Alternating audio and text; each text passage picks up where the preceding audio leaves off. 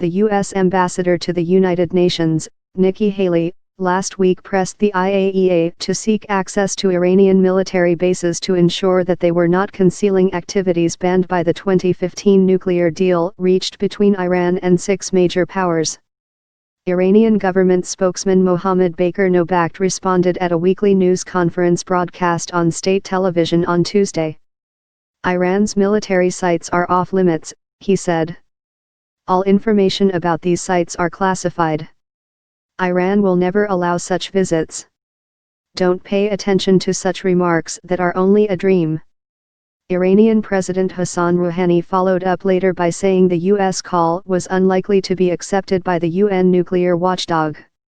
The International Atomic Energy Agency is very unlikely to accept America's demand to inspect our military sites, Rouhani said in a televised interview.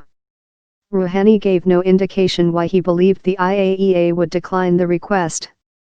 Under the deal, the IAEA can request access to Iranian sites including military ones if it has concerns about activities there that violate the agreement, but it must show Iran the basis for those concerns. That means new and credible information pointing to such a violation is required first, officials from the agency and major powers say. There is no indication that Washington has presented such information to back up its call for inspections of Iranian military sites. Off-limits, under U.S. law, the State Department must notify Congress every 90 days of Iran's compliance with the nuclear deal. The next deadline is October, and Trump has said he thinks by then the United States will declare Iran to be non-compliant. This was in return for an end to international sanctions that had helped cripple its oil-based economy. During its decade-long standoff with world powers over its nuclear program, Iran repeatedly rejected visits by UN inspectors to its military sites, saying they had nothing to do with nuclear activity and so were beyond the IAEA's purview.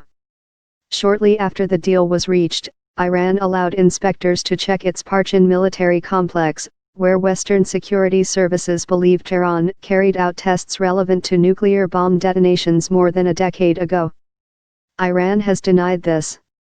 Under the 2015 accord, Iran could not get sanctions relief until the IAEA was satisfied Tehran had answered outstanding questions about the so-called possible military dimensions of its past nuclear research. Iran has placed its military bases off-limits, also because of what it calls the risk that IAEA findings could find their way to the intelligence services of its U.S. or Israeli foes.